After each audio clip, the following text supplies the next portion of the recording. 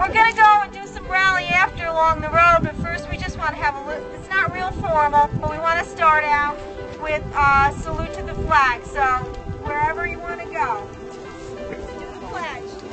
I pledge allegiance to the flag of the United States of America, to the republic for which it stands, one nation, under God, indivisible, with liberty and justice for all. Happy birthday, America! 233 years ago today, this country was born, and hopefully we can keep it free. Next, I just want to say a word so that we can remember our fallen heroes, everybody who's given their blood for this country right from the first day. Additionally, all of our service people who are still active, and obviously the folks who gave their service in past, for all the past wars, we thank you, we salute you. If it weren't for you, we wouldn't be here today.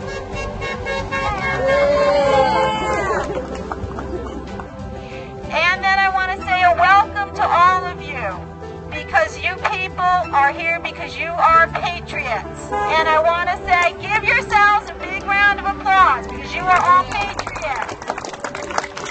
Now, according to the mainstream media and certain people like Janine Garofalo, you people are not patriots, you're radicals, you're racists, you're people who want to take this country down, and even our president said that you are just too extreme. Well, when I look out and I see all you people, I see moms and dads and people that get up every morning and they go to school and they go to work, they pay their mortgages, they, do the right thing every day. They serve their country, and they are patriots. So I don't care what those people say. You people are the backbone of this country, and that's why this Constitution says we, the people. Socialization of our country and the creation of a European nanny-state. Yes. Stop it now, right? Yes. It's already happening. Everybody said it can't happen. That's socialism. It's a dirty-ass word. Guess what, folks? We're in it already. We, the people, expect that legislation that has profound and long-reaching effect on the people will be read and understood by Congress and President before they turn it into law. Yes. They did it again the other day. They passed it at 7 o'clock in the morning. The House of Representatives passed cap and trade, which I like to refer to as corporate welfare. Okay, they passed that, and they didn't even read it. We, the people, insist that all elected officials prove that they have paid their taxes before being allowed to take office. Maybe being third here would be good too, but at least pay your taxes here. We, the people, insist. Oh, sorry, I did that one. We, the people, want the USA to retain its sovereignty as a nation, and for our leader to acknowledge the superiority of the United States and stop apologizing for our country. I don't know about you, but it makes me sick when Barack Obama goes over to Europe and has to feel like he has to apologize to the people that shed their blood for this country. I don't like it, and I'm sure you don't either, right? We, the people, want Congress and the President to stop all bailouts immediately. Yes. I'm sorry, I didn't sign up to have a voting voters, and I'm not driving one. Right? Okay. We, the people, want Congress and the President to stop runaway deficit spending, causing generational theft of our country's and citizens' wealth. Right? I don't think that's going to happen, because the one thing they do right is spend our money. That's about all they do right. We, the people, expect that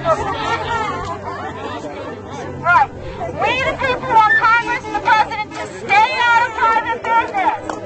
Stay out of private business. Hey, Pam, I have a question. Yes. It's about time we start getting some political muscle we taking seriously. When is there going to be a third party formed, a Tea Party? I don't know about the Tea Party. That's something that I was going to talk about a little bit later, but we can talk about it now, and it's basically what can we do, because, it's nice to come here and all get together and talk to each other and feel like we're making a difference, but, Tea Party. But it remains to be seen what difference we can actually make. And what happens is we have a political structure already structure that's in place. It is virtually impossible to go against the two-party system. You can get on the ballot, but it's almost impossible to get elected without it. And I think for now we're stuck with that. So what we have to do is you need to go and you need to look around your community, look within yourself to see who those people are. As I was saying, I was a kid during the Depression and a high schooler during World War II and in college during World War II. And an ordinary Gardiner citizen on 9/11. And I think this country was so together in all those great crises. But today, I think we're in the greatest crisis we've ever been in. And that's why I'm here today. A long train of abuses and usurpations, pursuing invariably the same object, convinces the design to reduce them under absolute despotism. It is their right, it is their duty to throw off such government and to provide new guards for their future security. Such has been the patient sufferance of these colonies, and such is now the necessity which constrains them to alter their former system of government.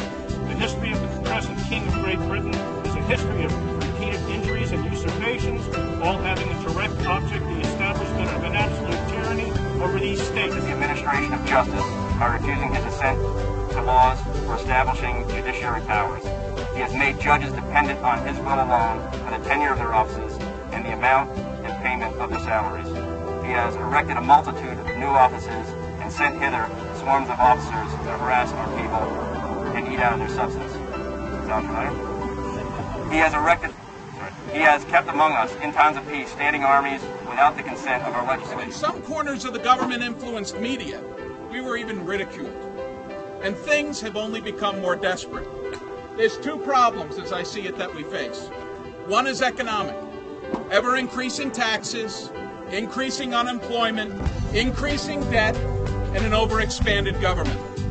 People are worried, and the people worried do not invest. I've walked Main Street in Pine Bush, in Walden, in Newburgh, and in New Paltz, and people are worried. Worried about our local economy, worried about our national economy.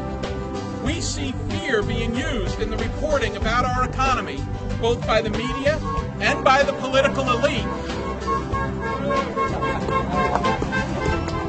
We see fear being used by the media and the political elite in order to justify the legislation, that they're passing legislation that were passed within hours of introduction. All pieces of legislation that had hundreds, even thousands of pages of pork for special interest projects that would never have been passed under normal circumstances because they are irresponsible. Some examples. Let's spend millions of dollars on investigating pig odor. Let's spend millions of dollars replacing a bridge in Palm City, Florida, where one perfectly good one already exists.